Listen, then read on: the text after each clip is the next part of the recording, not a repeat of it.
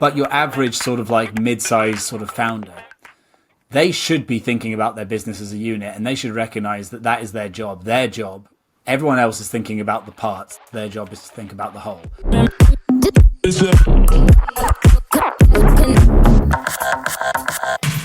All right. So, welcome, Alex. What's the agenda? When I spotted you online was you were talking about monetizing your quirks. So maybe you want to take a second and just introduce yourself and maybe add some color to that statement. You know the whole Myers-Briggs thing, and one of the second letter is sort of between the spectrum is between I and N, intuiting and sensing, and basically, according to the logic of that test, I very, very hard bury the needle on intuiting, which kind of with my, I mean, I don't really understand it, but like my vague understanding of it is that this is essentially about the difference between are you good with details, or are you sort of averse to them and you kind of look at things more in terms of like abstractions and patterns. My brain shuts down with any form of detail at all. I could never be a scientist or an engineer or anything of those type of things. Just doing a basic bit of household admin, you know, the steam starts to come out of my ears and the cogs go slowly. So all I'm ever doing is I'm zooming out and looking at the overall picture and kind of saying, what's the gist? Like, you know, if someone's telling me about their business, I'll say, just give me the gist. And, or if I look at a pile of detail, I'll just extract the gist from it. So this is just something that I do completely as a default setting. So like I said, the question is, well, how do you monetize that particular quirk? So that is probably the weirdest thing about me. I'm a very ordinary person, but that thing I've come to realize is very, very weird. And the answer to how you monetize that quirk fundamentally is strategy, because when you're doing strategy for a business, what you're doing is you're looking at the business from a zoomed out view. You're saying what's really going on here. And in the context of the world and the category and the market and the competitors and so on, where is the optimal path for this business? And so I can do that not because I try to do that or because I learned how to do that. I can do that because I can only look at the business that way. And so that's quite fortunate. And for a long time, I was a strategy consultant, and all I was doing was monetizing that quirk. And I would just, go into a business, look at it and say, well, basically what's going on here is X. And they would be like, oh, wow, that's so true kind of thing. But there was no theory, there was no logic behind it. But then over time, I've had to start kind of unpacking that. Because if you don't unpack it in some sense and you don't codify it, then you can't necessarily give that much value to other people. So the last few years has been a process of me trying to kind of like codify these things that I've been doing instinctively in a way that where other people who don't necessarily do them on autopilot could still more or less do them if they have a couple of tricks up their sleeve. I also found the very unconventional path that you had to where you are today is sort of, not starting with the textbooks, so to speak. What's the big picture? In like a lot of like observation and just kind of trying to understand and unpack what's really happening here. And then what I found actually interesting about that unconventional path that you took is you put a lot of simple words in front of what's actually happening versus using the McKinsey speak. Yep. So just for the audience listening, it would be great if you could just maybe chime in just a little bit on like that unconventional path that you've had to getting here. And then I would love to get into this. I actually printed out your booklet that you put online. Oh, people don't often talk about that one. They like to talk about the book, but they don't talk about the booklet. And you'll see I have like a billion notes. So we'll go into that in a second. But the first thing I would love for you to share is, that unconventional path that you've had to getting into strategy. Yeah, sure. So, so I kind of touched on it a bit before with the monetization of the quirks point, which I suppose is what drew me to the field in the first place. And and enabled me to make a living in it, even though fundamentally I don't know what I'm talking about. But I was working in an agency, like a sort of marketing agency back in the day, and there was a small one, and they did no form of strategy, right? All they were doing was just sort of like, client gives a brief, they come up with a creative idea, and it's a bit sort of like, the creative ideas are like, what about this? What about that kind of thing? So obviously there's no kind of like particular strategy behind them at the time, but in that particular field, that was normal, that was common. And I kind of cottoned on to the fact that there were some agencies out there who did this thing called strategy. And I didn't know what that means. Well, no one knows what strategy means, and I was no different. But I started to figure out that this would be something that would be more interesting than what I was doing at the time. So I said to the boss of that agency, how about I set up the strategy department, i.e. just me kind of thing. And because it was only upside for the agency, he was like, well, yeah, sure, give it a go. And so all I started doing really is I started post-rationalizing the creative ideas. Because when you think about it, like the creatives can come up with an idea, and then you just have to ask the question, all right, well, why is this a good idea? Why would this idea work? And whatever explanation you come up with for why the idea would work, that is the strategy. Only you've post-rationalized it rather than doing it before the creative, which of course is what you're meant to do. So really, all you're doing fundamentally is you are just coming up with a sales script for the creative idea, right? So this is what I called strategy. But actually, that is all that strategy is in an agency world. The only difference is that I was doing it after the creative ideas were done, whereas you should be doing it to prompt the creative ideas. But actually, regardless, it ends up being the same thing on paper when you get out of it. And over time, we did start to then be able to get to the point where we turned the order around, and I was starting to kind of write the rationale to prompt the idea rather than pulling the rationale out in reverse. So to me, this was strategy. And that was the only, I had no kind of training, technical knowledge or anything. But, it is actually fundamentally true that in essence, you could argue that strategy is in some senses just the reason that the thing you're going to do would work, right? You say, I'm going to go and do X in pursuit of whatever I'm trying to achieve. The strategy is just the reason that that is a good idea versus doing Y over here, right? That is all ever a strategy is going to be. So basically, if you're very good at reasoning for an idea, you're already basically good at strategy, even before knowing anything about the sort of business strategy field. But then, as I was doing that over time, I started to think, well, all you're doing with a sort of a marketing campaign or an ad campaign is you're sort of putting lipstick on the pig, because the business is coming to you and they're saying, right, well, here's the thing that we're selling. And what we need you to do is we need you to create a piece of media that basically convinces people this thing is good, which is sort of what an ad is. Which is fine, and you can do quite a lot with that, but fundamentally you're putting lipstick on the pig, right? Real business strategy is actually questioning what that thing is in the first place before you even get into the comms and the promotion of it. So I was like, I'd like to be doing that, because you start to realize that 95% of the clients coming through the door, they're fundamentally, they're asking you to spin something which is in some way inherently flawed. They're using the agency to paper over the cracks of their not particularly well thought through offer or product. So I was like, well, I would much rather be helping them actually, create a good looking pig in the first place rather than being the one putting on the lipstick. So that's when I sort of set out on my own with my company to try and say, right, well, that's what I'm going to do.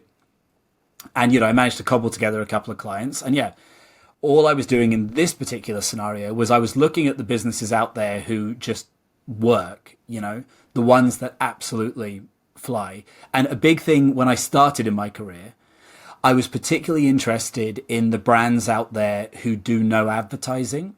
So like Tesla do no advertising, Monster did no advertising for a while, Lush, they do no advertising. So a few brands that do no advertising, because at the time, because that was the field I was coming from, my rationale was, well, look, if you're a brand who can sell a lot of stuff without doing advertising, your idea must be so shit hot that like those are the brands to learn from. So that was kind of how I started to build out my body of theory. So I was just trying to basically okay, what are those brands doing? And then how can I kind of do that to other companies? So I had my theories and ideas of how that would work. And I was applying it and sort of getting reasonable success at it. after all this time, here I am still like a solo strategy consultant who has never read one book about strategy, right? And I'm sort of thinking, oh, well, I'm pioneering a whole new like body of logic, right? And I was so incurious, going back to the sort of like not being much of a detail person, I was so incurious that it never occurred to me of like, well, what do proper people who do this do? What actually is real strategy in the eyes of, a kind of a Harvard kind of guy? But yeah, it just didn't really cross my mind. And so I was then developing, like I said, what I thought was very original concepts about how business should be done. And I even did I did a TEDx talk about it, which did pretty well. It was sort of Ted's video of the day and stuff like that. So that was pretty good. And then like somebody in the comments made a passing comment. He said something like, oh, this is basically like blue ocean strategy. And I'm like, blue ocean strategy? What's that? And I was vaguely aware that it was a book, but I didn't know anything more about it. Anyway, like 2 years later, after that TED talk, I actually read the book and I was like, shit, everyone's just going to think that I ripped this off. And because I had sort of reverse engineered into what was basically blue ocean strategy and all the stuff about like finding a blue ocean, the white space and techniques to do that. And what I've come to realize is that like, strategy is not something that you innovate, right? It's not like technology or like science or whatever, where you can you don't create new ideas. What is good strategy is this sort of static cosmic thing that always existed and always will exist. And over time, people in the strategy sort of sphere have kind of codified that and systematized it. And so if you go to McKinsey or whatever, they're selling you, a codified version of this timeless principle. You don't invent strategy. It was always there. And all I did is I just intuited that same timeless thing that is immovable and doesn't change. But because I never learned it, I only intuited it. And I'm not saying, and there were lots of holes in my knowledge. I obviously didn't intuit the entire strategic canon, but I intuited the core blocks of it. What this basically meant is that I came up with an entirely new vocabulary to talk about it because I didn't know the proper way to talk about it. And by, this has helped me a lot because this new vocabulary, because it doesn't have sort of baggage attached to it and so on and so forth, it makes the field accessible to a whole new group of people who just weren't vibing with that before. So, nothing new under the sun. I've probably never had an original idea at all. But what I do have is original language. And so then that obviously then led to me doing all the content and all the LinkedIn stuff and writing the book and everything like that. And then so then a lot of people, they can read the book and they can say, oh, finally I get it, blah, blah, blah, blah. And like the it that they're talking about, I didn't invent that. I say they could have just gone and read Blue Ocean Strategy or Good Strategy, Bad Strategy or any of these type of books. It's all the same shit, but it feels different, right? And, that's what counts, right? How the thing feels, not what the substance is. Is this like almost like a cultural thing where like in the like British culture is like to kind of just be very humble, downplay what you're good at? Like if you were an American, you'd be like, yeah, so I created this whole new thing. Like Americans are literally taking things that have existed for thousands of years and always like talking about them like they invented them. So I find that to be a little refreshing. I should do that.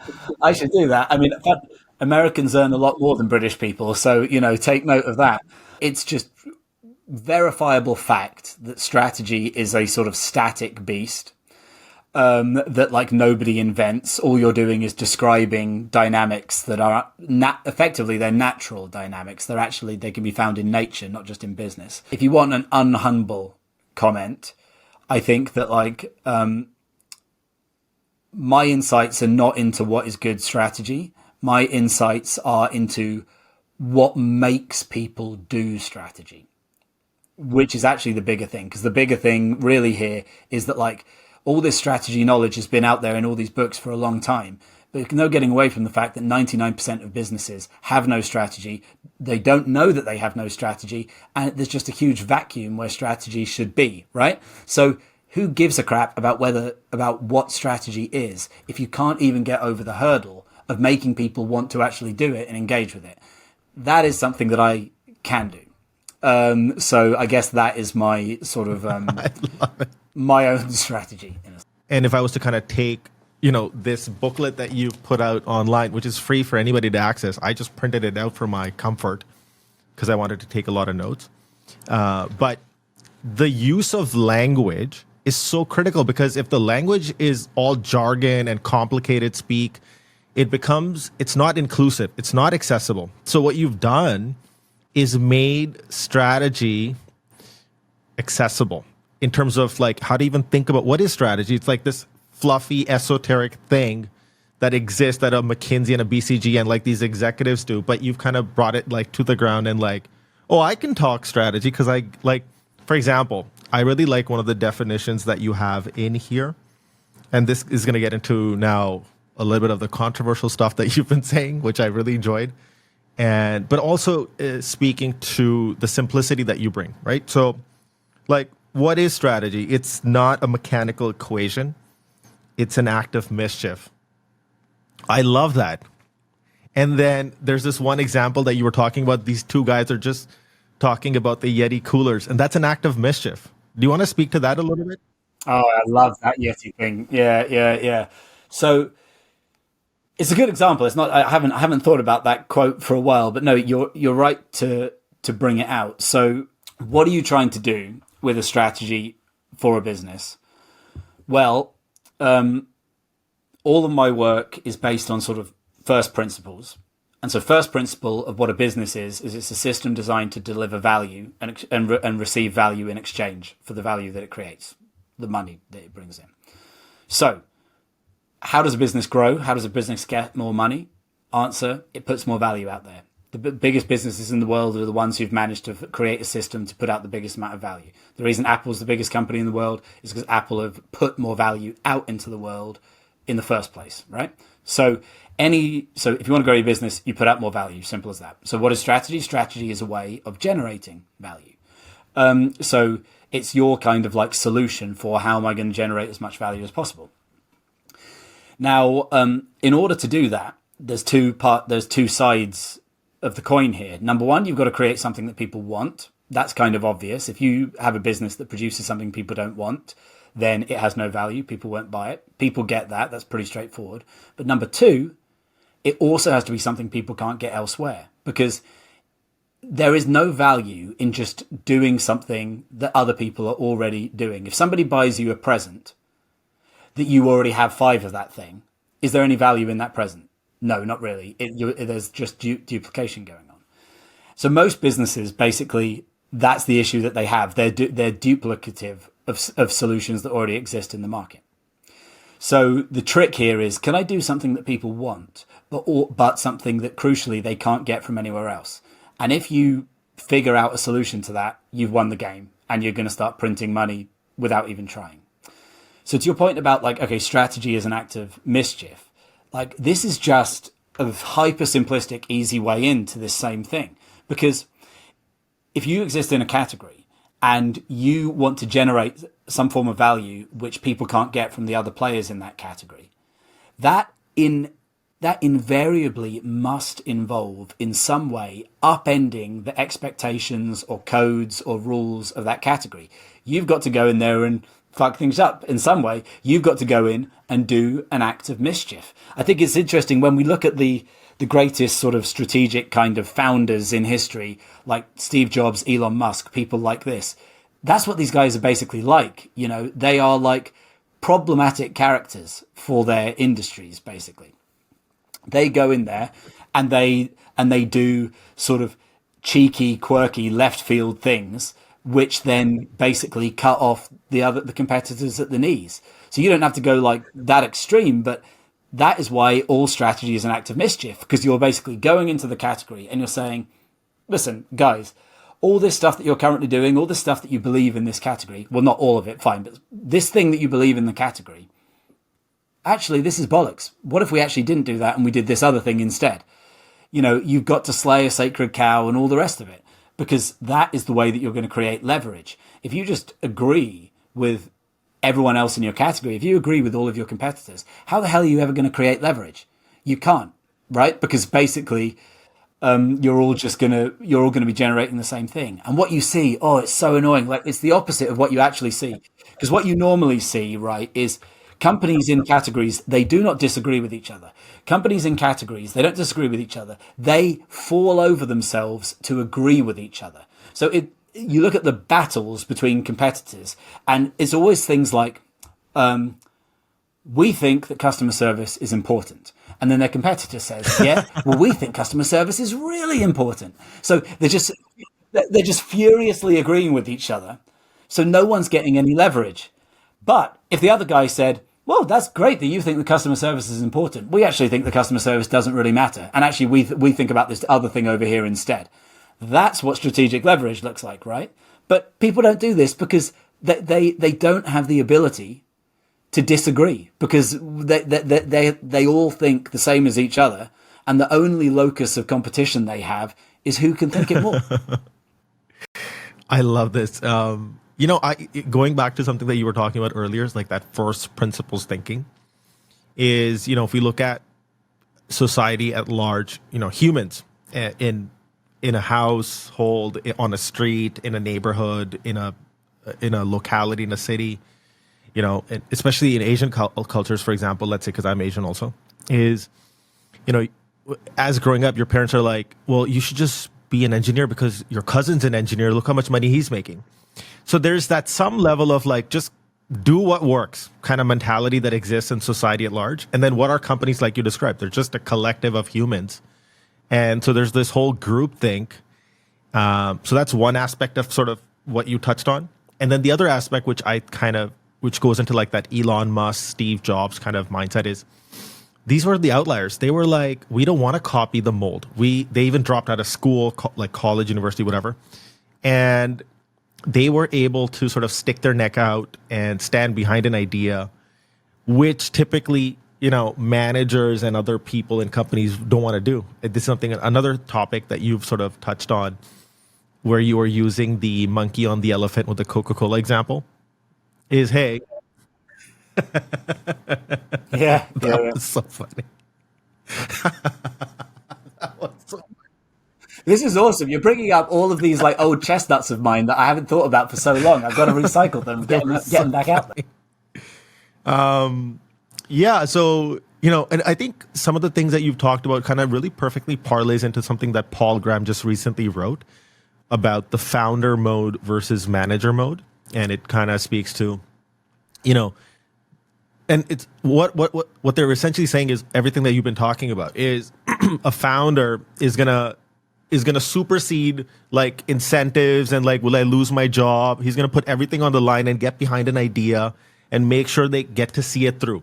Other people are thinking, well, where could I get a better salary? Or, what are the internal politics? They've got like 50 other million things on their mind. Whereas a founder is going to be super focused on, this is where we're going to go, and we're not going to copy them.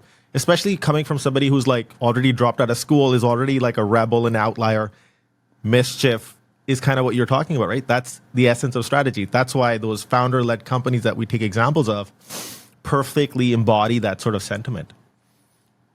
I just went on a rant here. No.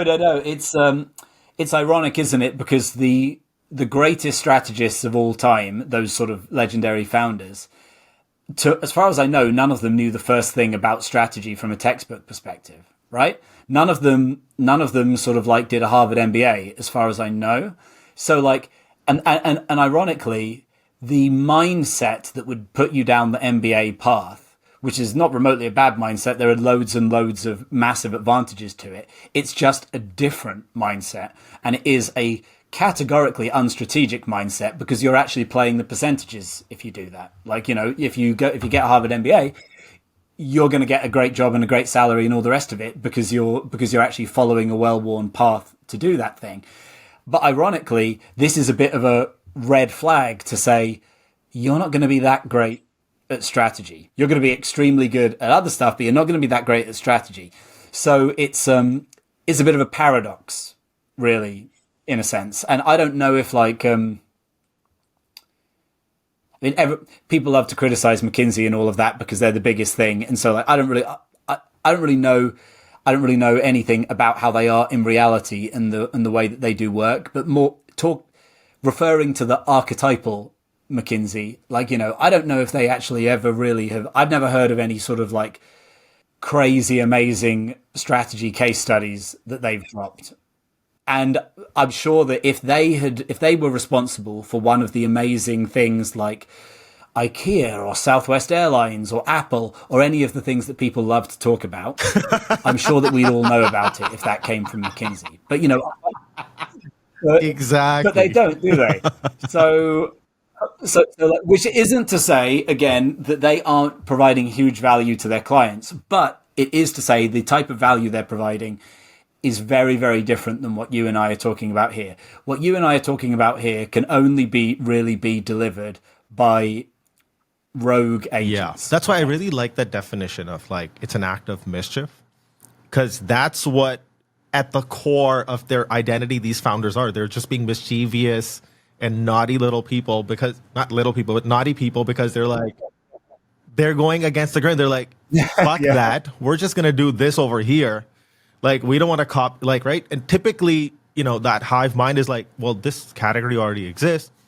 Why don't we just jump into the same thing and just start like the number of like dry cleaners and like car wash businesses that exist, and they're doing okay, right? Because they're like, well, okay, maybe I could. And then the son comes along or the kids come along. They're like, okay, we're just gonna add a subscription to the car wash. Yay! Yeah, yeah, very good. It's like the something I thought of recently, which I think is quite another good mental shortcut, like the mischief thing, is that a really basic mental shortcut for whether or not you have a strategy is to ask a question: is your business an idea? So the word idea basically implies novelty, doesn't it? So like if let's say you opened a car wash, and you would never say my idea is a car wash. That doesn't make sense because car wash isn't an idea, right? But if, for sake of argument, it was I don't know, not a good idea, but but it is an idea. If we said, all right, it's a car wash that only washes compact size cars, and we've set up the whole thing so as that we can churn through them really quickly and blah blah blah, whatever, it's cheaper, quicker, whatever it is. The point is, it's a car wash that only does compact cars, right? It's not necessarily a good idea or a bad idea, but that is an idea, right? So that is an idea. So you see how there's a difference between a car wash and a car wash that does compact size cars. So you've got to be asking with your own business, like, what is the idea? And most people, that they don't have an idea, because what they're doing is a sort of templated version of whatever category that they're in. On that same note, I also liked one of the other ideas that you were talking about on this other conversation, which was, it kind of started with like, your product is not your business. And then you were talking about helping this, what do you call it? Juice brand find a new category to be in. And what I really thought was interesting about that idea was like, you've probably seen that meme where, there's like a whole bunch of like animals on it in that cartoon. There's like a fish, a monkey, an elephant. And it's like, and then there's like a teacher slash like a authority figure there. And they're like, okay, so climb the tree. It's like, you're expecting a fish to climb a tree. That's not where it thrives. Right. Whereas, so by shifting that category, what you're actually doing is putting the fish in the water where it will thrive, and versus, trying to climb the frickin' tree. That's not what this fish is meant to do, which gets into really the larger sentiment that you had shared earlier, which I read was, and I think this is something that maybe we can get into, is strategy replaces effort.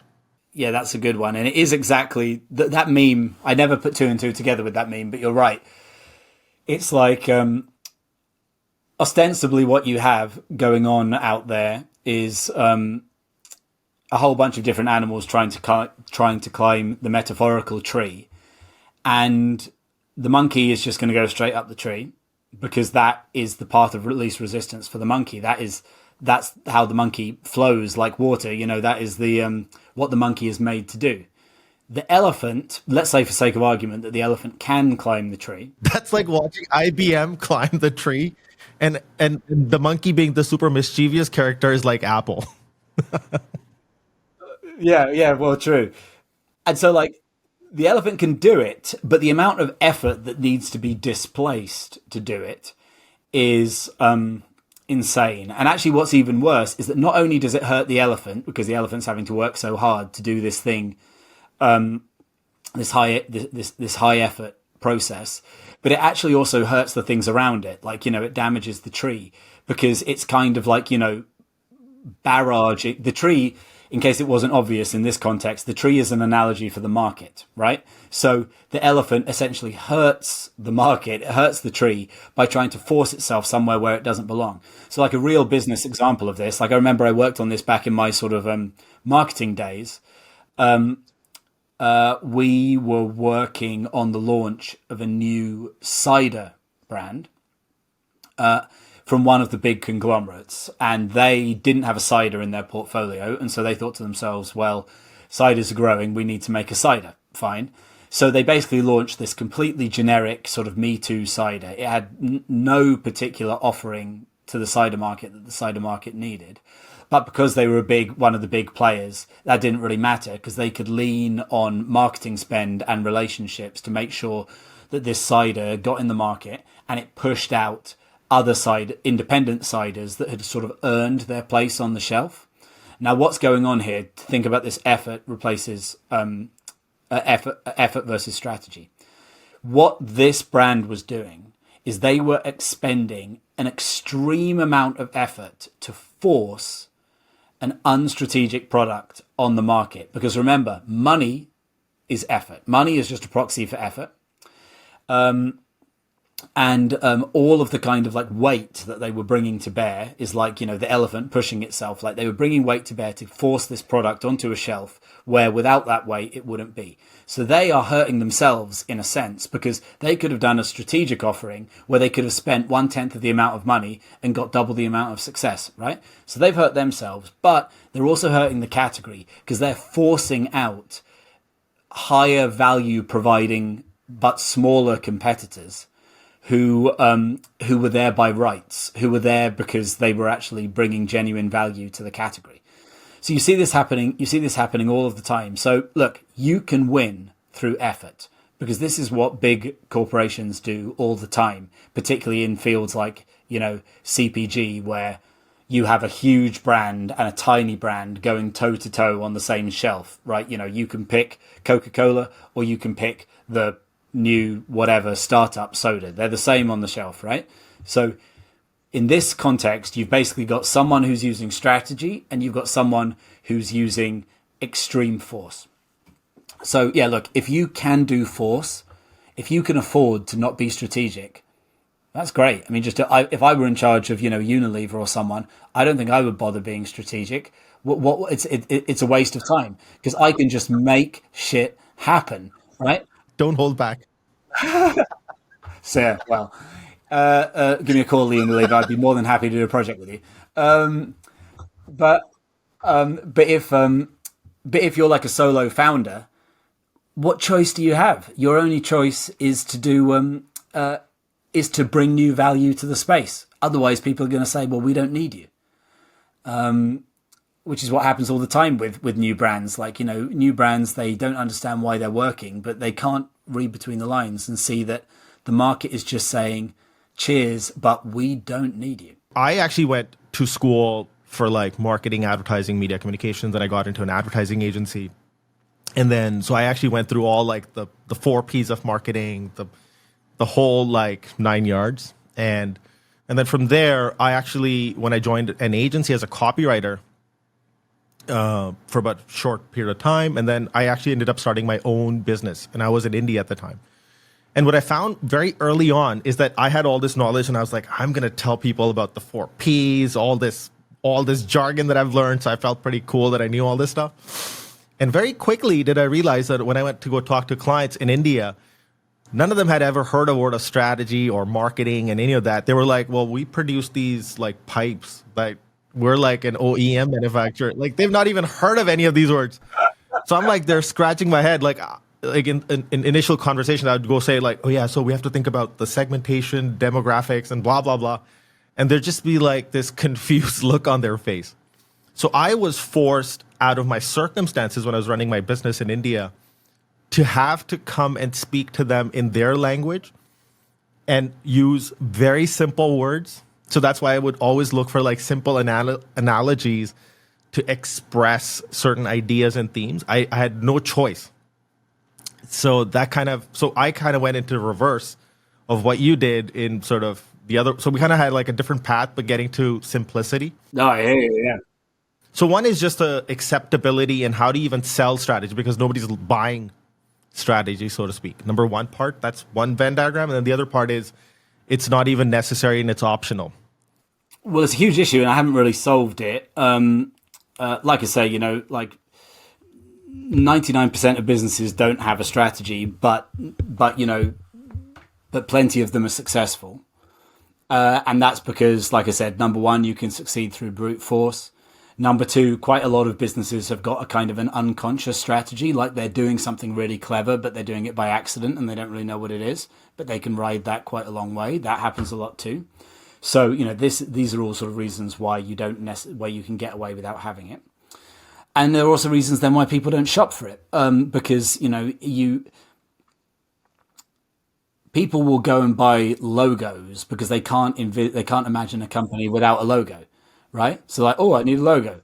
So that's why people go and buy logos and there's a whole market of people selling logos.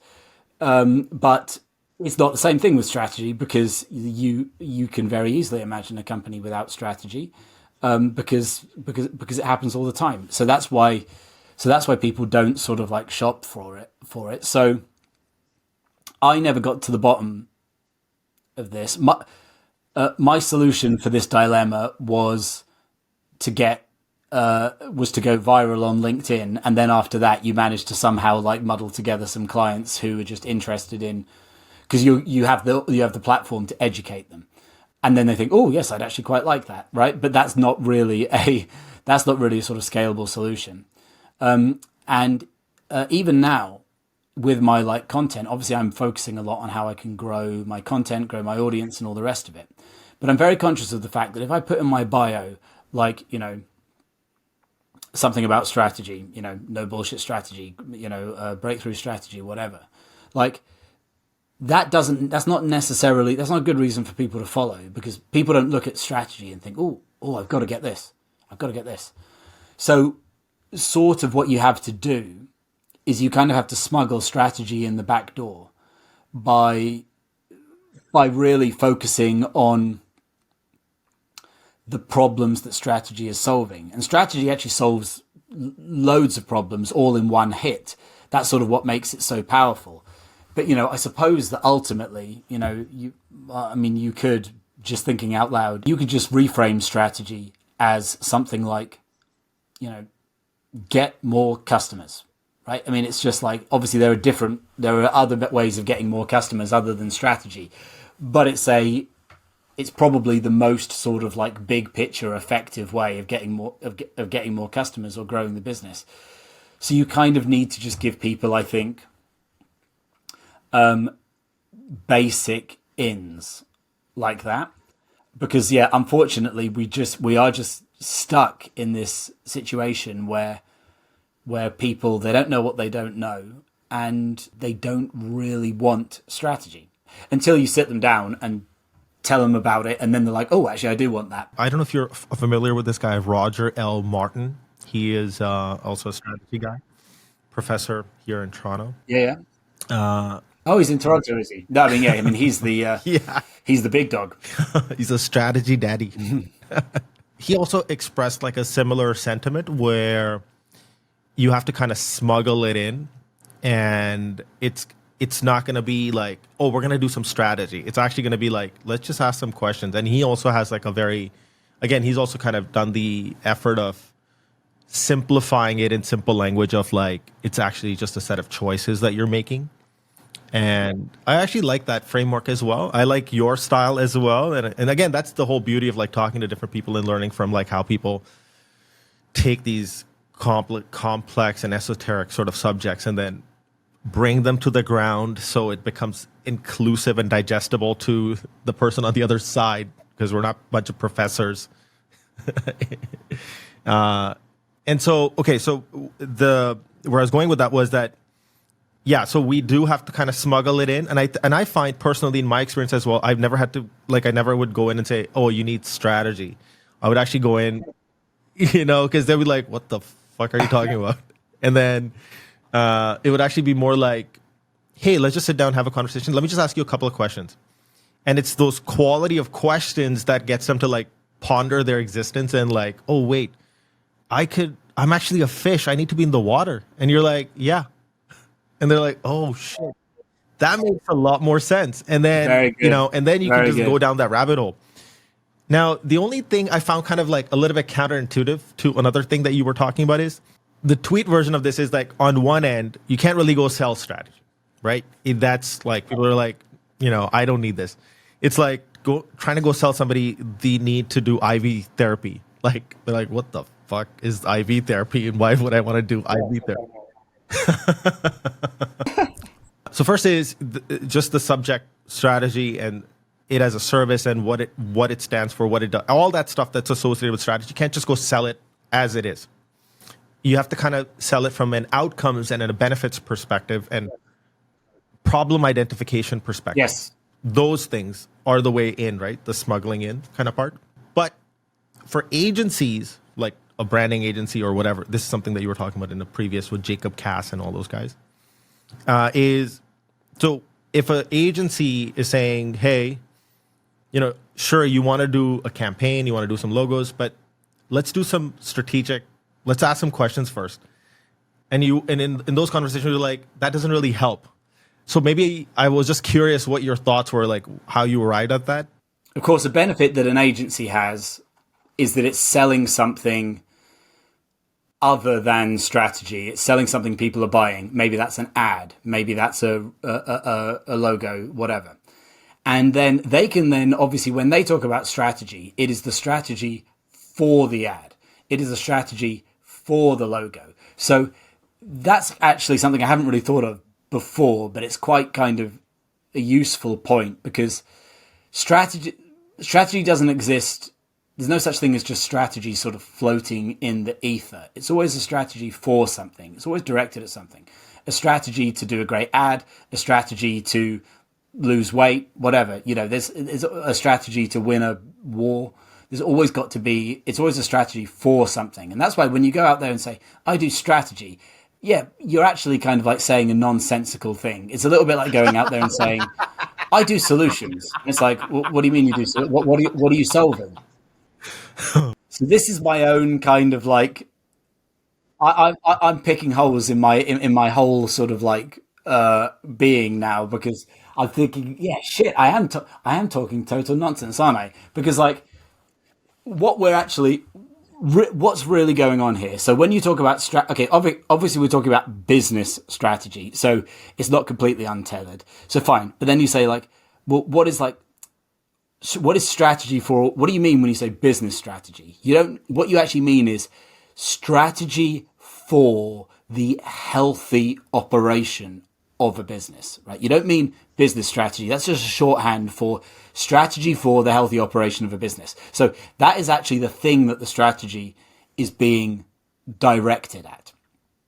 So of course people have trouble grasping it because it's not actually directed at anything, right? And you are very well advised, really, to always direct the strategy at a thing. So like I said before, if you say it's a strategy directed at getting more customers, so we could call that like even customer acquisition strategy or something like that. Well, people will kind of understand what you're talking about because they're like, okay, well, we're going to get more customers and the strategy is just how we're going to get more customers. So I think that is that's what sort of makes it digestible for people. But the sad fact is that there is the type of strategy that we're talking about here a business is made up of all these different departments and all these different functions, and each of them can have their own strategy for their function. And I think people are very comfortable with that and people understand it. What people are not comfortable with is the hidden secret that there is a sort of king strategy that sits above them and combines them all. That's the bit that is invisible to people, because people are used to thinking about business in terms of their parts. People are not used to thinking about business in terms of the sum of its parts, right? So if you're running a business, you're thinking, today I need to work on marketing, today I need to work on product, today I need to work on sales, today I need to work on this, and I'll do strategies for all these things. You never stop and realize, hang on, my business is not a collection of things. My business is a single thing. And that single thing needs a strategy. And that is where the hole exists in people's heads, and where they actually don't understand sort of what they're missing. And I spent the last couple of years in the corporate side with like Deloitte. And so kind of what you're describing is like the corporate level strategy, the business unit level strategy, and then, and so on and so on. So typically people are in like a larger organization, they'll working from business unit strategy and below. And then that high level, like where the McKinseys and, the BCGs come in, is for that corporate level, high level strategy. Again, there's like such a big problem there, because a lot of times they will charge you like millions of dollars, come up with a PowerPoint, and then they're like, then a company will be like, okay, we need to hire somebody else to understand and unpack what the strategy is and implement it. So it's like, this goes into another thing that you were talking about, like where initially you would give people the thinking, but then it would fall flat in the implementation area. And then the other thing, I just want to go back to another point that you were making earlier, is this something that I also observed personally. I used to run this thing called I used to call it like a brand consulting firm. Like I would try to emulate like the Landors, the Pentagrams, like of the world at the time. And so even though client would come to me and be like, we've heard about you, you do something like this, we're interested. And then I would just start asking them questions, start learning about their business. I'd be like, okay, let's go visit your factory. Let's just go see how the work is done. I'd get like super curious and try to live and breathe the business owner and see like what are their cultural, experiences, how they've grown up, what do they care about, what is their worldview. So when I would do the work, it would resonate immediately with them, because they're like, this is what I was feeling and thinking the whole time. But these other stupid agency people just don't get it, because, they wouldn't go those layers deep to like really understand, who is this founder? Where is he coming from? What's his worldview? Is he in it for like the status? Because there's a huge part of that in what's represented in the business as well. So that point of like smuggling it in, asking questions and having it go a couple of layers deeper, always helped me in the work that I did. And then the execution became easier, because it felt like for the owner, it was like, yeah, this is my idea. And I was like, yeah, this is your idea. I'm just bringing it to life. I'm just taking everything that's inside your head and bringing it out. Of course, in that process, helping them think through, are you a fish? Do you need to be in the water? Or are you a monkey that needs to climb a tree, right? Well, let me pick up the first thing that you said, which, your point about the understanding actually the motivations of the founder and all that is a pretty good one, which I probably didn't ever really give enough consideration to. I was more, particularly with a smaller organization, these things become more and more pertinent, and it's more of a kind of emotional game. So that's one thing. But yeah, I guess like you can give people a strategy and they can agree to it and they can think that it's right, but then they don't go and execute it. They're incapable of executing it. And actually, I think that this is another side to what we were talking about before, about this vacuum at the top of the business and this idea of treating the business as one thing. Because I think that fundamentally, because most people are not used to this idea of treating their business as one thing, you can give them a strategy, but they actually don't have an operating model to fit it into. Because like, where do they put it? If they weren't actually directing the business as a unit before, which is what the strategy is sort of designed to click into, how actually are they going to use it? How actually are they going to implement it? They can't really. They just don't have the way of thinking or the system in place. And the huge corporations that you mentioned, they do strategy because they do understand it. There are people at the top of like Shell and businesses like that who are thinking about the running of Shell as a unit, right? And but your average sort of like mid-sized sort of founder, they should be thinking about their business as a unit, and they should recognize that that is their job. Their job. Everyone else is thinking about the parts. Their job is to think about the whole.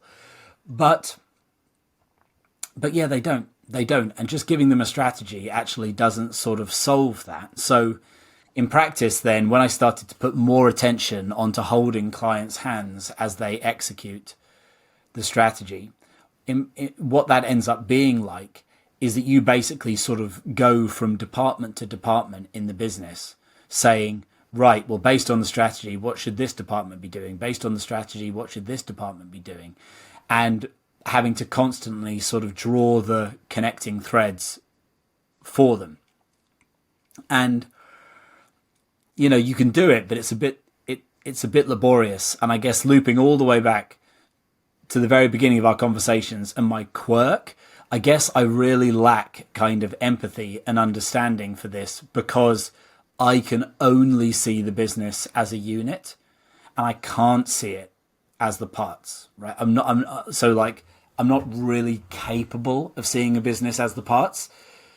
So in a sense, I shouldn't judge other people for being incapable of seeing the business as a whole. The health and wellness industry has probably like made billions on this. Is people are just like, I just want rock hard abs, right? Like they see abs, but then it's like, you can't just make abs. It's like you have to think about every single aspect of your living, your lifestyle, everything you have to consider to get to that point. So diet, sleep, exercise is such a small part of it, right? Like there's so many elements you have to correct to get there.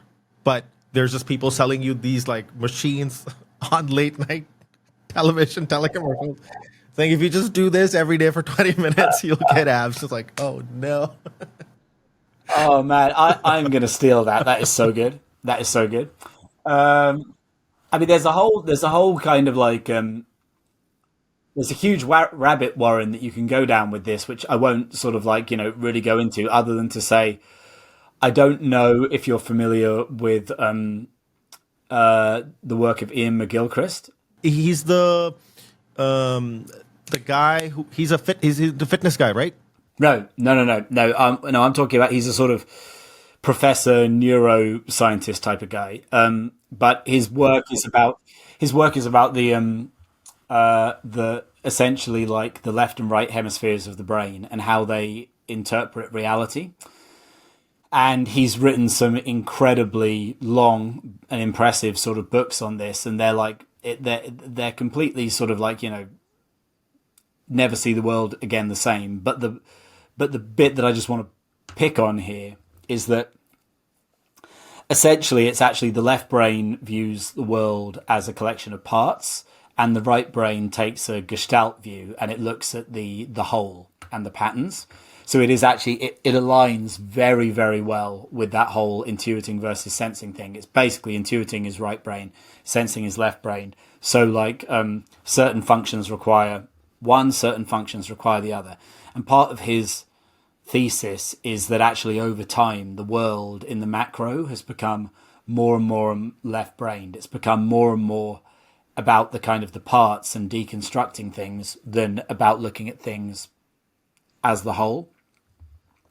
And when you start to see this, not just sort of in business strategy, but in life in general, you actually start to see that this is an incredibly pervasive sort of issue. This kind of right brain blindness going on. And I think the whole strategy conversation is just a microcosm of that issue, because I mean, it's these things we're talking about are not complicated at all. But if you're thinking in a different way, that it can be right in front of your face and you still don't see it, right? Because it's nothing to do with knowledge. It's a way of seeing, right? All of this stuff is just a way of seeing. There is, and this is why, like, you could write a 500-page strategy textbook. In some senses, you're missing the point, because we are just talking about a different way of relating to the information that is in front of your eyes. And you can kind of hack it a bit with techniques, but ultimately, like, it's like being tone deaf or something. If you can't see it, you can't see it. Like, I can't write a book that will tell a tone deaf person how to have perfect pitch, right? It would be silly to even try.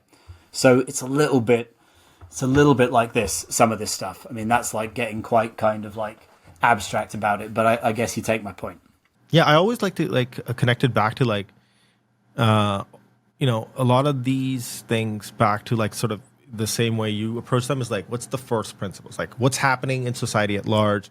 How is humans thinking about problems and situations? Because those are the same people that go to the office and then think about the work problems that they have, right? So it's like kind of reverse engineering that psychology aspect of it. So I think that's really helpful.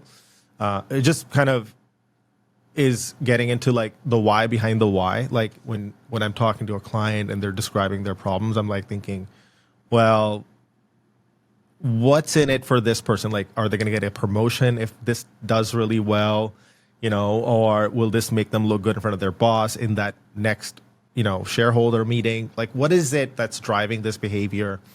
And then again, goes back to like sort of that, what's this person's worldview? Are they like more Plato or Aristotle, like, left brain, right brain? Are they more obsessed with the numbers and seeing everything, all planned out? Or kind of like you're like, go more big picture. Let me just think about like, okay, and then find other people who are going to do all those things. So there's definitely a lot of merit in sort of what you're saying. I guess just for other people who might be, in strategy, is to really identify who those individuals are. Because I think a lot of the strategy work that we do is really dependent on how much we understand the person that we're working with. Because in a way, I really like this funny thing that you said. It was kind of like a joke. You're like, strategy is just telling people what to do. That was so funny. That wasn't a joke. I stand by that. You would have to serve it in a way that resonates with them in a deep way, because only then they would get behind it and feel like, I own this. Yeah, that's what I want. True. Yeah. It just has to be done in a way. That's my idea. Like, that's what they should feel the whole time. Like, I find that to be the most easiest way to do the work that I have to do, is if they feel like it's their idea, then it's like, I can just sit back and just let them sell it to themselves. I mean, that is an art. There's so much stuff to that. And more and more of my work is focused on that, or on, like, it's on the selling of strategy rather than what the strategy is itself. And it's also something that I think it's a talk about sort of white space and blue oceans and all of that. This is a bit of a blue ocean in the kind of strategy world, because there is a lot of focus given to, quite rightly, what is the strategy. There's almost no focus given to making it connect with people.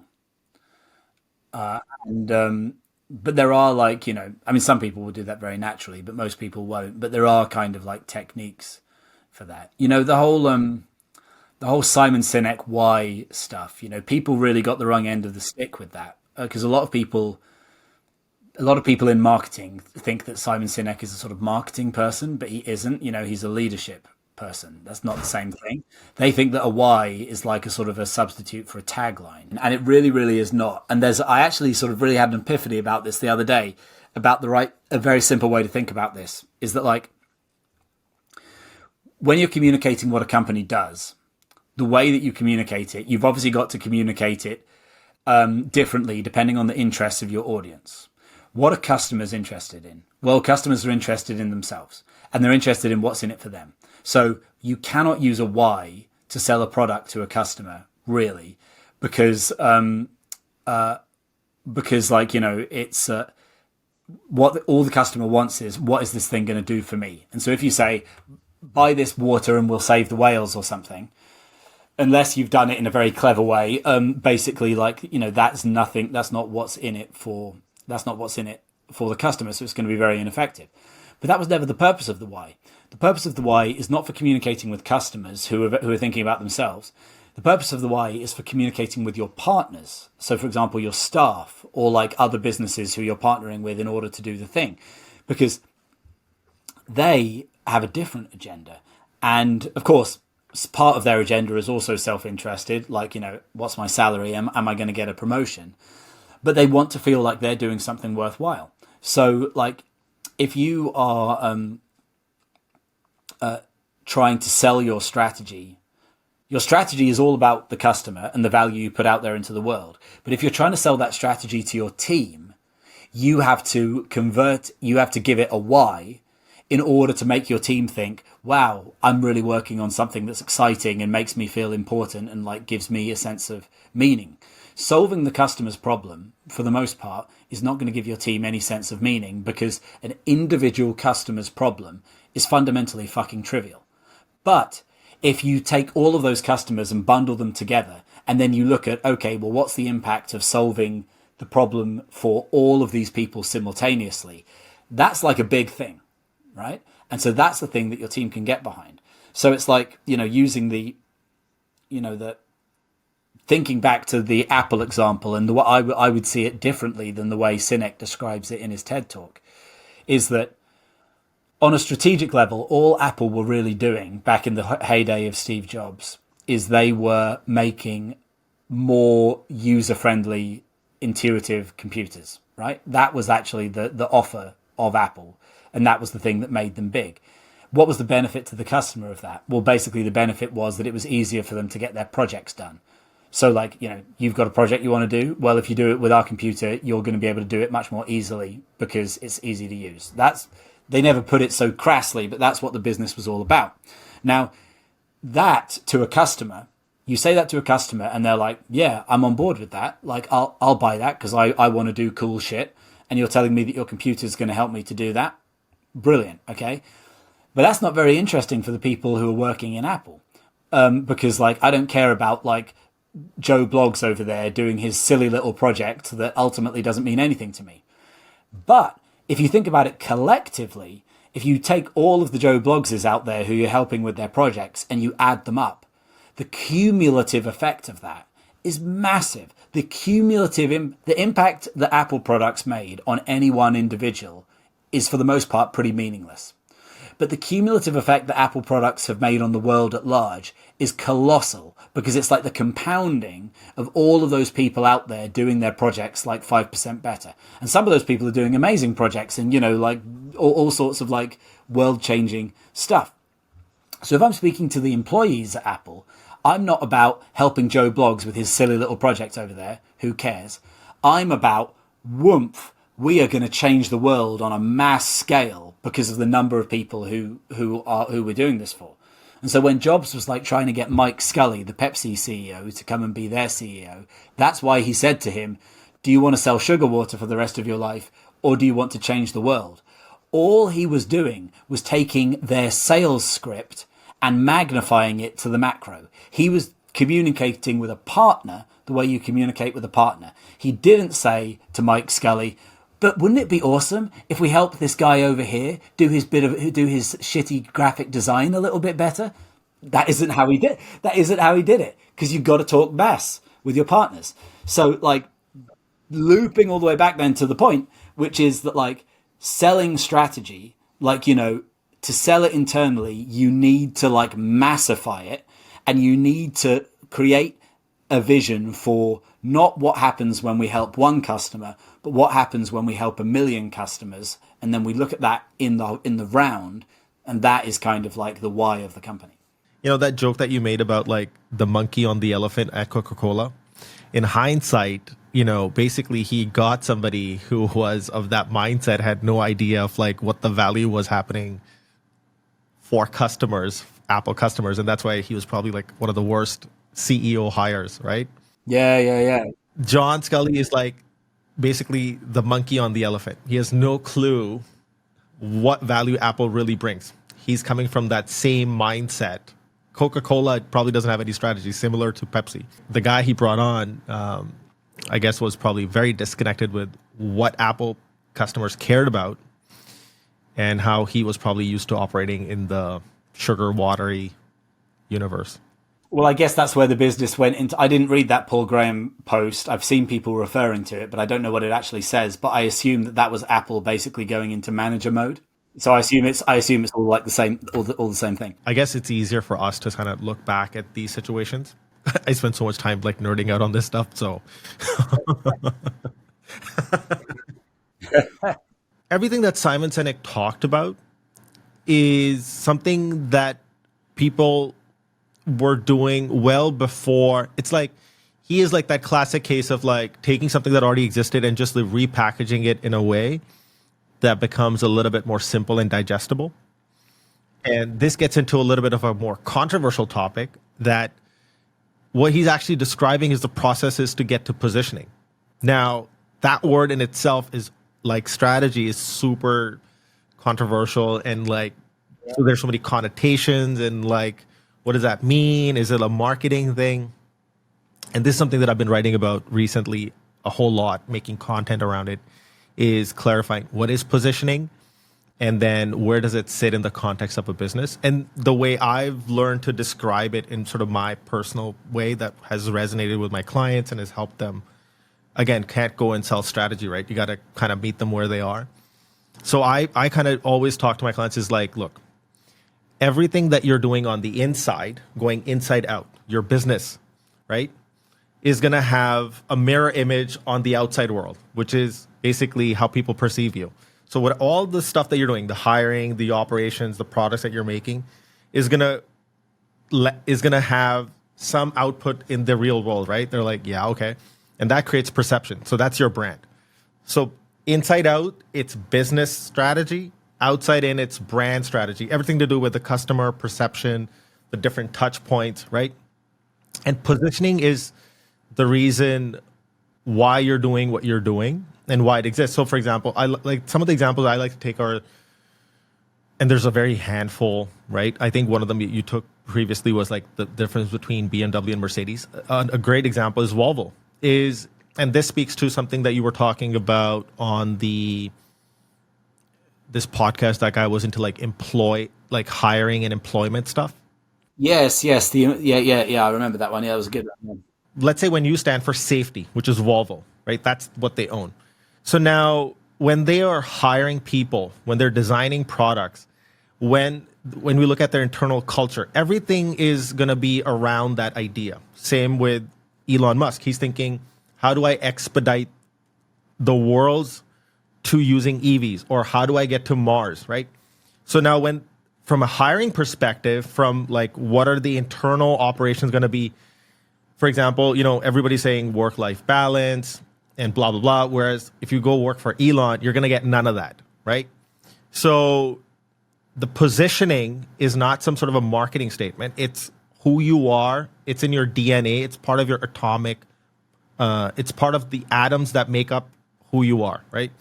So it informs everything that's happening on the business side of things, your hiring, your org design, your culture, all that stuff. And that's going to inform how you're perceived because that's the kind of products and services you're creating, which informs your brand.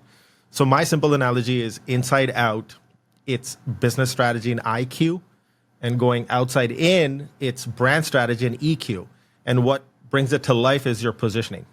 I'd have to take your word for it because like I'm like sort of as part of my, uneducated shtick, I'm sort of like very afraid of dipping my toes into like the waters of positioning and all that type of terminology because it's kind of like it is sort of like different in different people's hands, and its relationship with strategy is very tricky because I think there are certain circumstances where positioning and strategy can be the same thing. And then there are certain circumstances where they're very, very different things. And so that can create a lot of confusion in people's minds. Hence why I just don't talk about it, because it's a recipe for confusion. Because you'll get people saying things like, "Well, so how is positioning different from strategy?" And like, I mean, I've got an answer to that question, an answer as I perceive it. But the first thing that you have to say if someone asks that is, "Well, it depends on what you mean by positioning."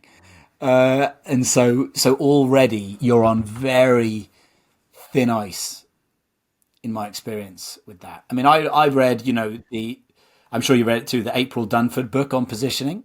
She calls it like a value prop or some sort of like a niche, and that's far from it. I've done a lot of literature and content around what is positioning. They basically unpack what is positioning, how does it sit in the context of a business and a brand, and how does it apply. And then I've created a lot of literature around it and try to simplify it and make it accessible again. But yeah, it's a lot of the words like strategy, and then like this whole obsession with like brand marketing, product marketing. Like, how is brand marketing different from marketing? Like, what do you like? There's just, I get, the world's obsession with just like trying to put everything in a neat little box. It's like, okay. Anyways, I'm going to go off on a completely different tangent. But what I'll do is after this conversation, I'll send 1 or 2 articles your way that talk about positioning, and then how I think about the business and brand because like, again, you can't think of your abs in isolation of your body, in isolation of, your diet, in isolation of how you exercise, how you live your life, how you sleep. You have to kind of think about general health also, correct? Yeah, yeah. I mean, I'll be interested to see that, but yeah, this is again why, like, for me, my kind of like shtick is always the first principle fundamentals, on the basis that, like, if you have the business that gives people something they want that they can't get anywhere else, and you figure out how to do that, and you communicate it to people clearly, just like in a sort of like unambiguous, plain spoken way that speaks to their concerns. If you do that, your business is going to start becoming really, really successful. And at that point, you might not have done any work on positioning or vision or mission or brand marketing, or like, you might not have done, you can literally do nothing other than what I said, and you're going to start making money. And so that's why, for my own kind of like sanity, and to sort of protect myself from the things that I don't really know, I just focus on that small kind of like, on that small game. Because on the flip side, what you'll have businesses out there who, like, I mean, a lot of big corporates are like this, who have gone to town on every single bit of like marketing and whatever stuff in the book, and spent millions of dollars on it and done it all fantastically. And they've built the entire house. But after all of that work, they cannot tell you what is the thing that they sell to people that they can't get from elsewhere. And so I look at that and I say, well, what was the fucking point? Because, you're sort of like, you're sort of building the whole of the house except for the roof, kind of thing. Or, not a good analogy, but you get my point. And that is like, it's crazy how people, they just it's like sort of shiny object syndrome, isn't it? You can get distracted. And I know how it was, because like I was, like I say, in the sort of brandy marketing game before, and I was sort of knee deep in sort of like the kinds of sort of like stuff that creative agencies love. And I never stopped to actually ask about like the fundamentals of, what is this business selling, and is it doing something that's actually worthwhile, etc., etc. So you can make a whole like super successful 40-year career on avoiding the fundamental question. And I completely agree with everything that you just expressed. And I find myself now, I've been working for 20 years, and And now I just don't hold back. Like I just call people out on their bullshit. Like very, like I'm just very blatant on it. Now I just don't have patience for it. And like I'll give you an example. I was talking to somebody who is like somebody very senior I know. He's a friend of mine, and he joined this large financial institution. And he's like, yeah, they just finished some sort of a strategy thing, and the person they hired was like a very famous strategy person. And I'm like, okay. I think one big problem is equating fame with expertise. Getting famous online is a very different skill set, and knowing what the fuck you're talking about is a very different skill set. And so let's just parse through. That's true enough. You have to like parse through like what's the substance in what this person is saying versus they're just got millions of followers, right? So that's one point. Part two. So I'm talking to this friend, and he's like, "Yeah, so did this strategy document." I was like, "Can I have a look at it?" I had one look, and I go tell them, I was like, "This is gonna sit in like a digital Narnia, which nobody's ever gonna look at again, and this is never gonna get implemented. This is just jargon and like fucking McKinsey speak. Like, there's nothing in here which is tangible, real." Which is going to connect the dots with what the business is trying to do. This is just like, oh, we did this strategy thing. Now, like, nobody can question us because if somebody questions us, we can be like, yeah, we did this strategy thing. It's like, fuck, no, that's not what strategy is. And that's not what positioning is. A lot of the times I've seen like people do these exercises as mental gymnastics. Oh, we have the data. Okay, let's ask you two questions about that data, and everything falls apart.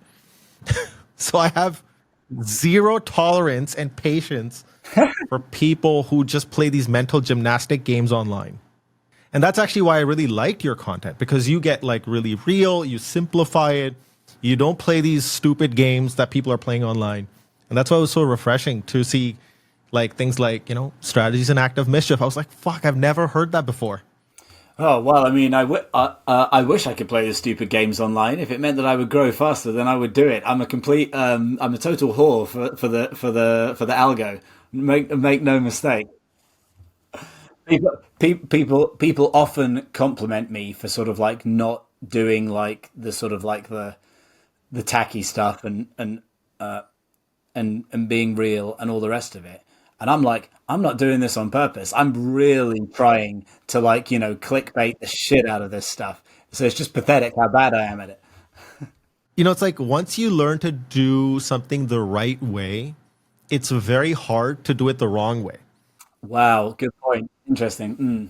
And somebody tells you to do it the wrong way, it'll just become like your inertia will come in the way, and something will just hold you back in doing it the wrong way. I for sure recognize that, and there have been certain kind of types of post that clearly work where I've been like, no, no, no, that's too far. That's too far. I'm not going there. So there's one more thing that you talked about, which parlays into sort of, the mental gymnastics part.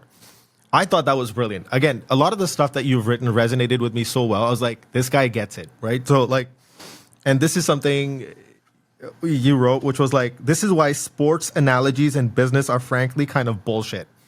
I thought that was kind of brilliant because my perspective here is, or my interpretation of it is, a lot of times they'll be like, when people like April Dunford and David C. Baker kind of people, I'm just calling them out right is they're going to be like expert, like a surgeon. Would you tell a surgeon what blah, blah? I was like, no, you can't compare a surgeon, a doctor, all these athletes, because they have so many guardrails and rules in which they have to operate. Like you're limited by science and what physics can do. You're limited what biology can do. In marketing, you're dealing with perception, which has no limits.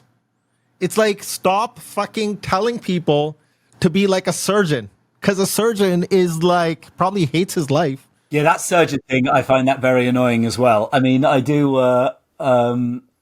It's I never equated that to the sports thing, but you're right. I mean, as just to sort of flesh it out, the thing with the sports thing is that, well, actually, Simon Sinek, he waded in on all of this with his later thing about finite games and infinite games. But I got there first, but of course I didn't articulate it as well as him. But it's like the whole reason. It's a more American way to do things. All right, okay, I got you. So like the reason that sports are entertaining and are the way they are is that sports, they set up an artificial competitive dynamic where you put two parties into an arena. They are forced by the laws of the game to do essentially exactly the same thing. And then the one who does that thing better wins and the other one loses. Winner take all scenario. Like, it is exactly what business is not on every single level. Because like you don't have this artificial walls put around you, and there aren't these artificial rules about like about sort of like what you can do, and it isn't like winner take all for the most part, you know. So it's like if sports was business, if it was the real world, you know, you've got the two soccer teams playing each other. Well, one of the teams would just pick up the ball and throw it into the net, and because there'd be nobody there telling them that they can't do that, right? And so suddenly, so suddenly the whole concept just completely falls down, because all of that stuff is, you know, it's really the type of advice that people mean when they do the sports analogies. It's generally about kind of like being very competitive, beating the other guy, and sort of like and showing kind of like intensity and a bigger desire to win. And don't get me wrong, there is a lot of value in all of that, like, you know, like sort of like intensity, team spirits, these things. It's not like they have no place in business, but I just think that it's just like a misleading analogy. Actually, also thinking about the effort, like just really like tying it back to the strategy as an alternative to effort.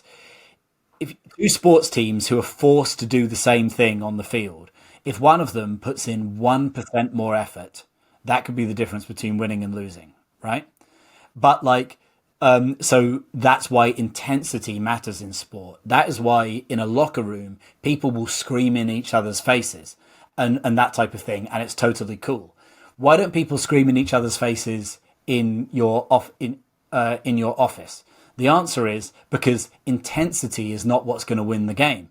Strategy is what's going to win the game. And you don't need any bloody intensity. If you're the team who picks up the ball and throws it into the net, it doesn't matter how much harder the other team works because you've checkmated them, right? So people need to recognize that there is a very good reason why sports teams scream at each other and business teams mostly do not scream at each other, because the context is just like night and day.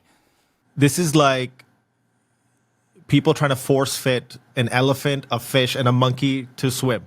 It's like, I don't have to play this game. I'm just going to go play a completely different game in a different area, in an environment where you can't even, like, you're like, okay, you go climb that tree. I'm going to go swim over there. This goes to like that TEDx talk that you did about competition. I thought that was actually very well articulated, by the way, like talking about competition, and you use that Nokia example as well there. And then you also tied it back to like human psychology. Like I thought that was like really well done. It explains why I got so many views, right? So it's the same thing. It's like, that's why using like the surgeon or sports or like some of those analogies in our field makes no sense. It's like, because we have no rules. We can like literally create whatever we want. We can we can literally, for the customer, put the product in a different shelf in a different part of the store, and they'll perceive it completely differently. Totally. I liked a lot of the examples that you had shared by like changing the category, number one, the competition, the sports analogy. Then also, there's another thing that you talked about, which I thought was kind of like, there's a lot of funny things that you said, like strategy is an extracurricular activity, like a vocational course. That's so funny. I was like, oh my God. Man, you need to come and be my social media manager or something, because you're so good at like pulling these things out that like I look back at my stuff and I'm like, I've never said anything interesting at all. What can I possibly rehash? But no, I mean, I haven't thought about any of these things for so long. Just for a hot second, going back to that Apple example, Steve Jobs would always say things like, I only want to make products that I would buy or I would give to my family, right? So the level of detail and depth they go in, even inside the product, which you're never going to open and see. Only when you see like those, those videos online on YouTube where they're like, they open up an Apple Watch or an iPhone, they look at the insides.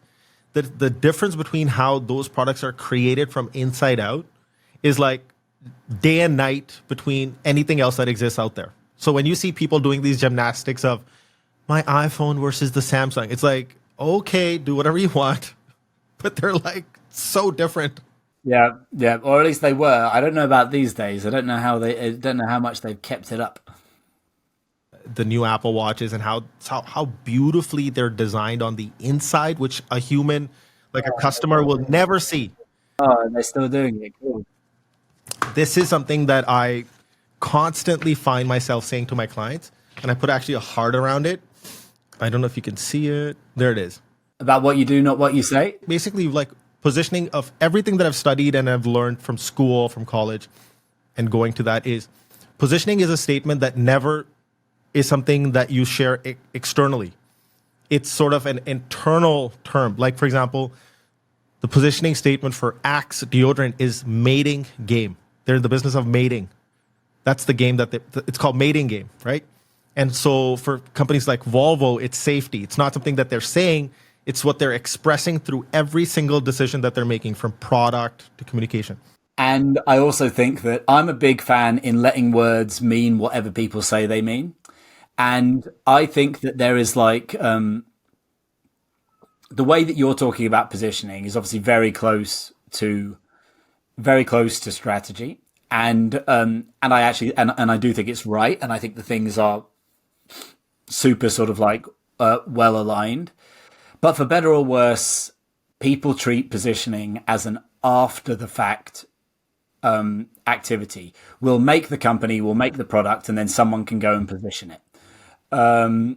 That's the way that people talk about it. And so my view has always been, if that's what people say it means, then that's what it means. And so I long ago I abandoned any of the kind of like, no, that doesn't mean this, that means that kind of thing. Which again, going back to the first principles point, if you only ever talk in first principles, then you never need to worry ever again, because everyone will know exactly what you mean. Again, we don't have to talk too much about positioning. What I'll do is after this podcast, I'll send 2 articles your way, which just speak to my perspective on it. Again, not to be that my point of view is right. And just to quickly clarify, positioning is part of strategy. It's not either or it's like they're distinct things as part of the choices that you're making. It's part of a decision that you're making. And this actually goes to something that you had talked about in another conversation, which was, around clarity. And you had used like the Steve Jobs example again. And I thought that was kind of interesting, because I was like, kind of what you were describing is like what a person like Steve Jobs or Elon Musk are doing intuitively.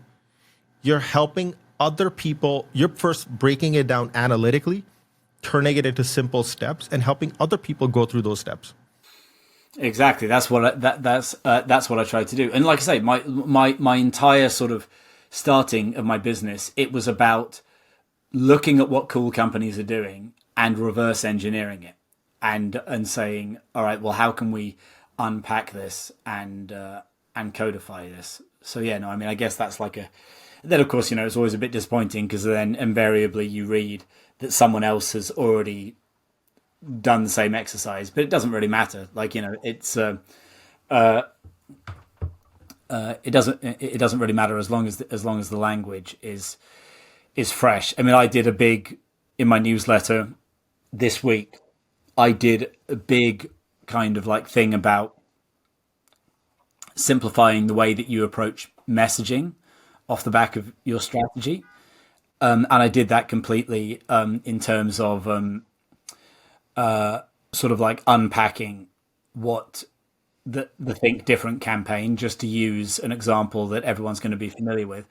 I have absolutely no doubt that the way that I unpack that bore almost zero relation to how that was actually developed in the first place. But that's the beauty. It doesn't matter, because, you can still draw out principles from things people did accidentally or intuitively. And I think one of the problems, one of the limitations of a lot of books out there, strategy books in particular, is that they're obsessed with what actually happened and what really happened. And I'm like, I don't give a shit about what actually happened. I'm not writing a history book here. I'm trying to observe principles, right? So like it doesn't matter how Apple developed the Think Different campaign in reality. What matters is what can we pull out of it and codify and reuse in an effective way.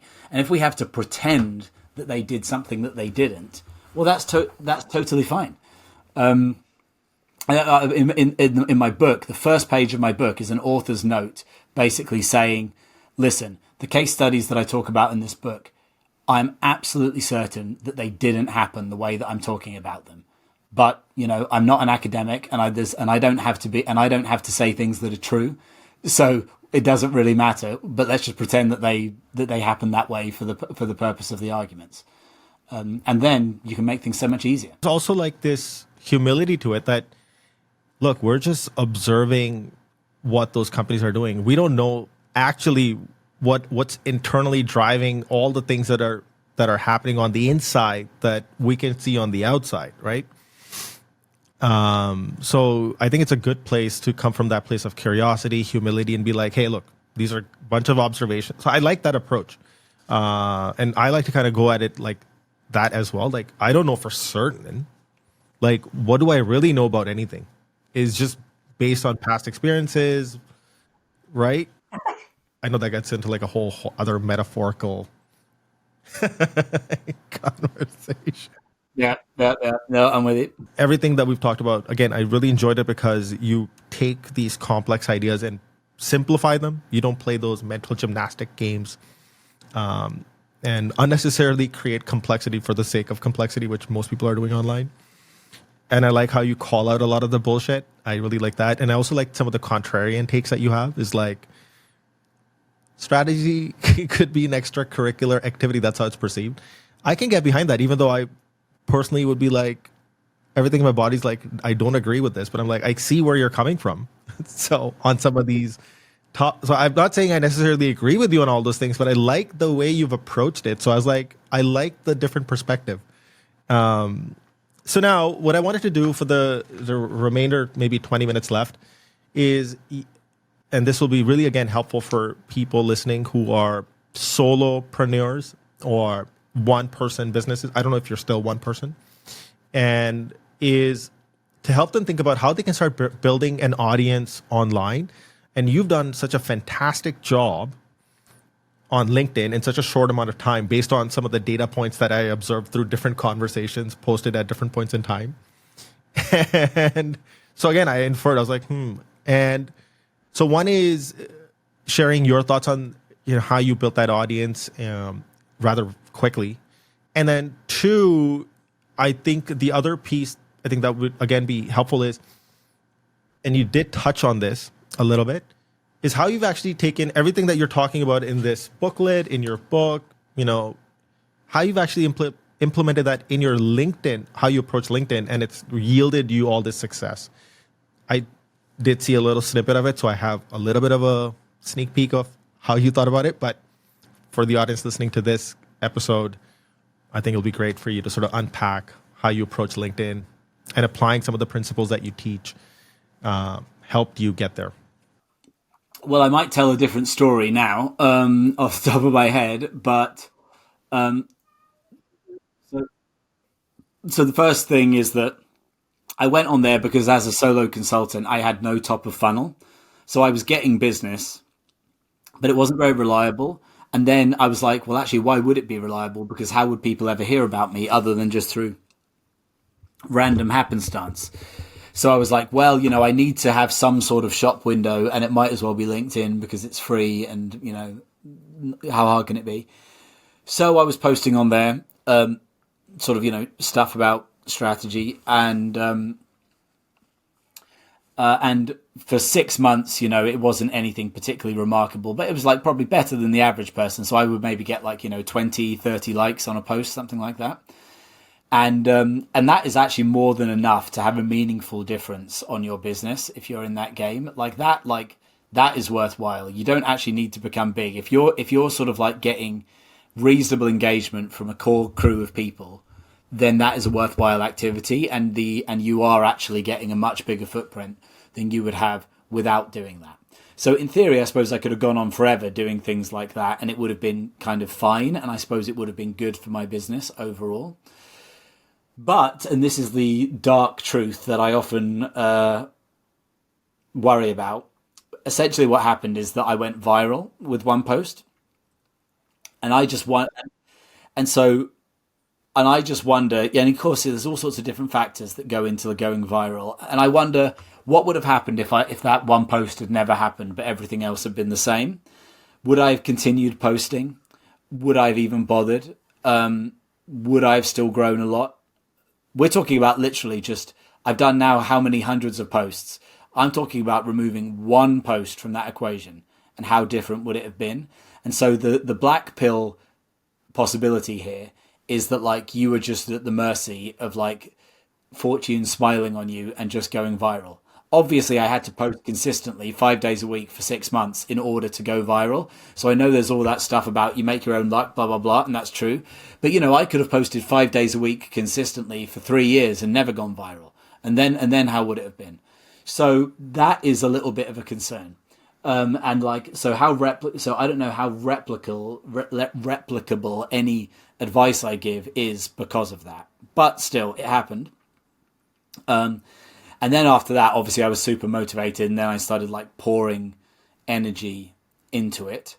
And like with any one of the sort of strategy principles that I have, which I suppose I did do on this, is that you know you don't generally develop strategy on a sort of white sheet of paper and have this great idea and then go and do it and it works out.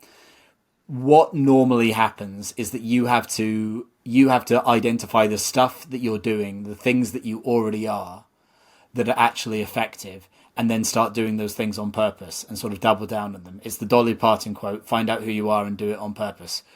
And so, like, I had to observe my work and what I was doing and what was getting cut through. So I was doing a lot of looking at the analytics. So I didn't sit down and think, this is how I'm going to write about strategy. Here's my strategy for writing about strategy, and then go and do it. I had to just sort of write about strategy in a fairly random, experimental, off the cuff way, and then look at the results and determine, what am I really doing here? What do people really want from me?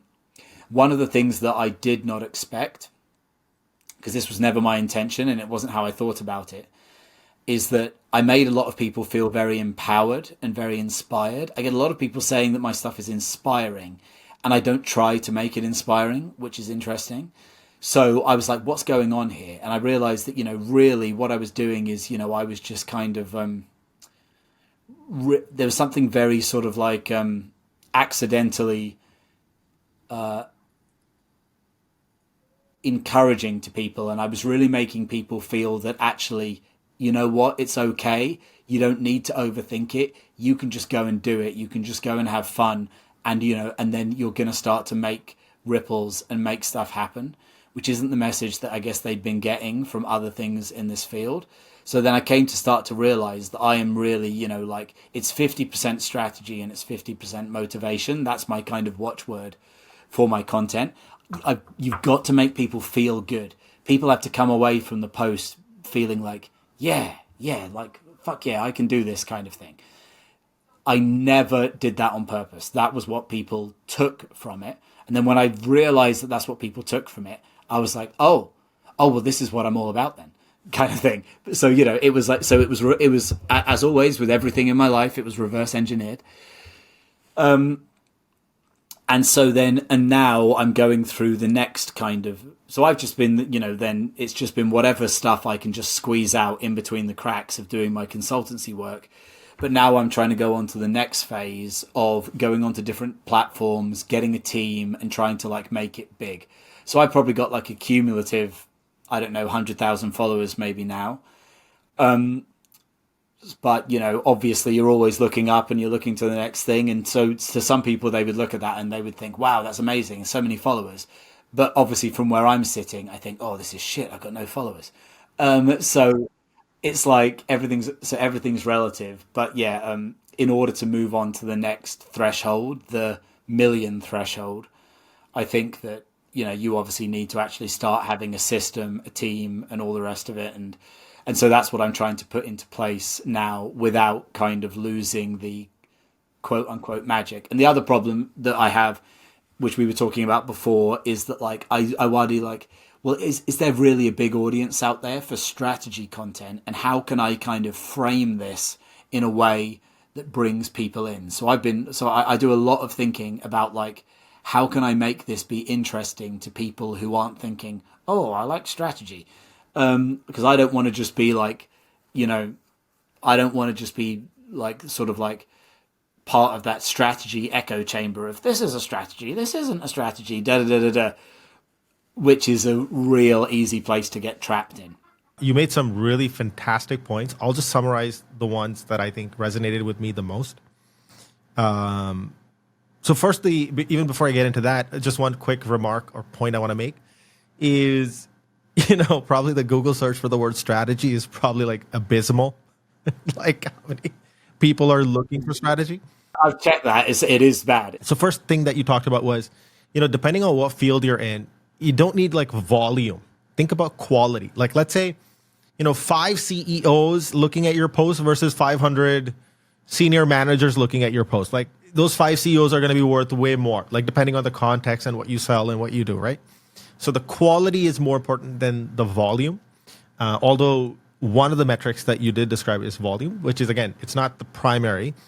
The other thing that I liked about sort of the approach was that you're constantly experimenting and learning and then feeding that back and that's just kind of who you are as a person, constantly like unpacking and learning. So do that with your content. Don't like, if something doesn't work, just keep trying other things. And that goes into a little bit of the consistency part.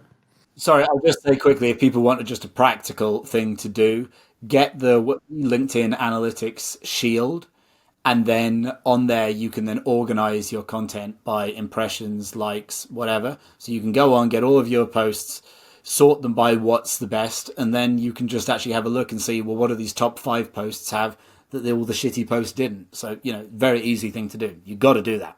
And then the other thing that I thought that was really great about what you were doing when you were talking about empowering and inspiring, I think what you're really doing here is you're making people feel smarter about a subject that is so like esoteric and like a McKinsey kind of subject. So instead of people feeling dumber looking at something like, oh, I have no idea what they're talking about, to, oh, I feel confident about what this is and I feel I can do this. Again, it's like flip like that inclusive language of like, because of just your journey of how you've gotten here, is you're just forced into writing it in a way that is good. And so you can't even try to have those bad habits, even if you did try actually.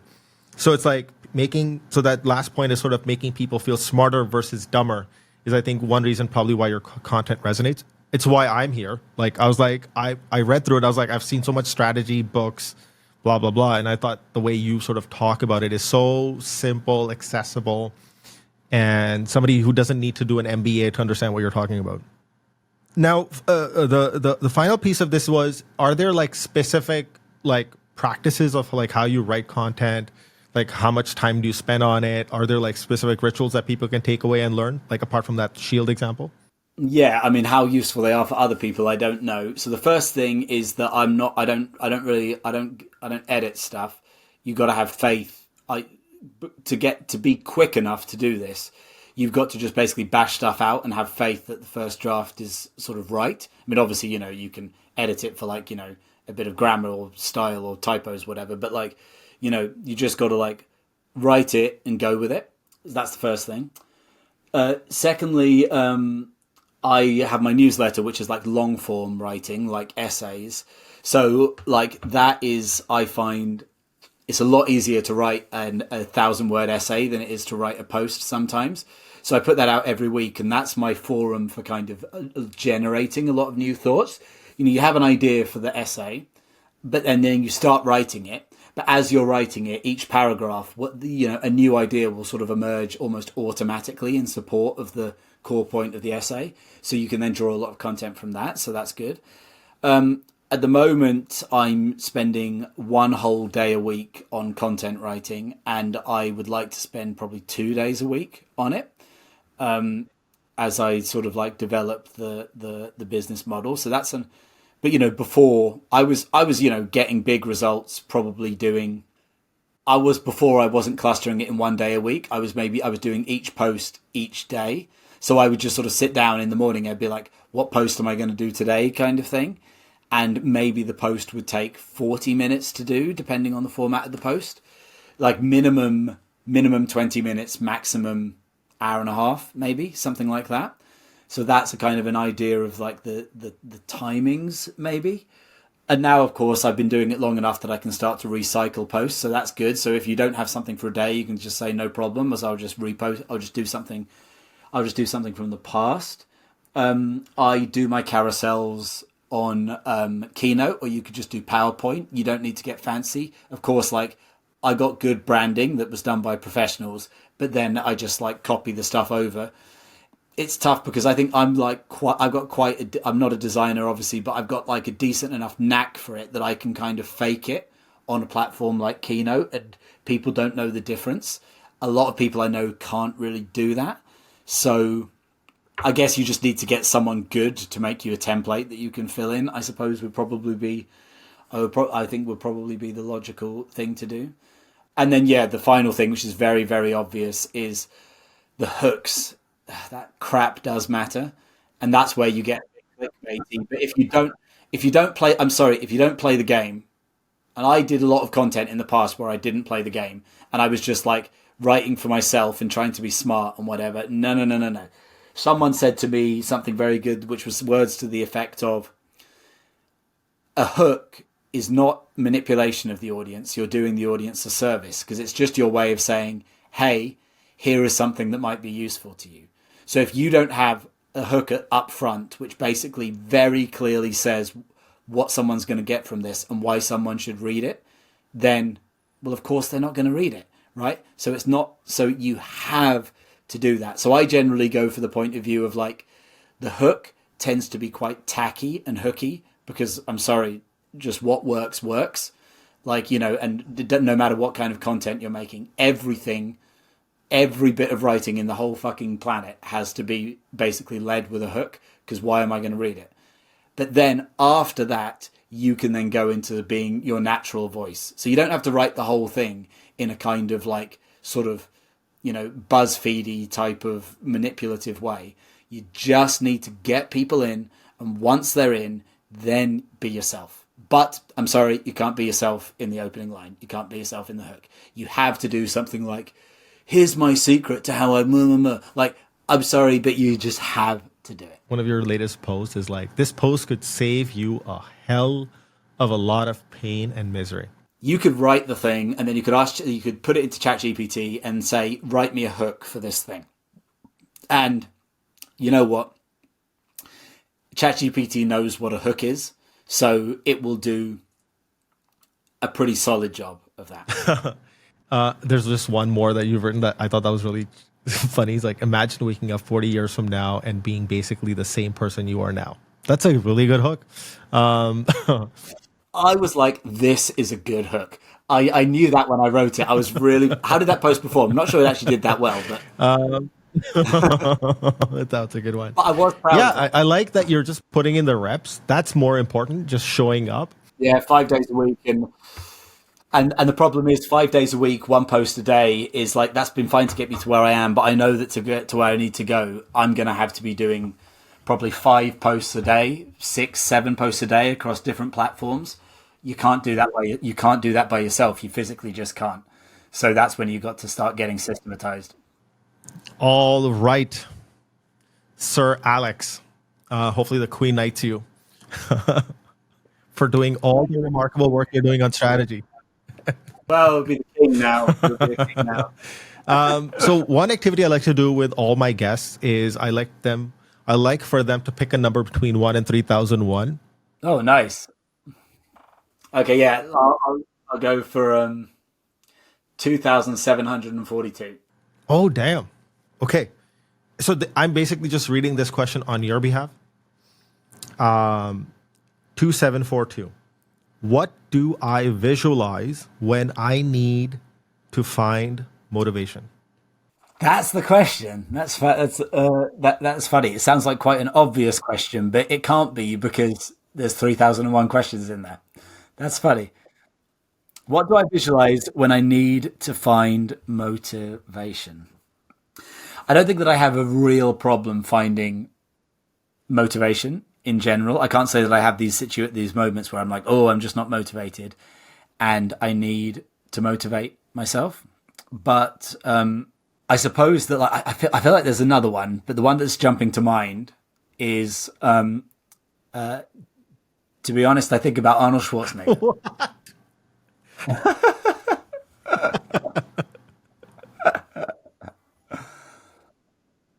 Because of all, I mean, he's like the number one person pretty much ever for someone who just goes out there and does shit and lives his life like a complete adventure. And I guess what I'm afraid of is, you start getting in your groove and then you wake up and it's 20 years later and you're like, what the hell have I been doing? And that obviously happens to a lot of people. That's a real danger.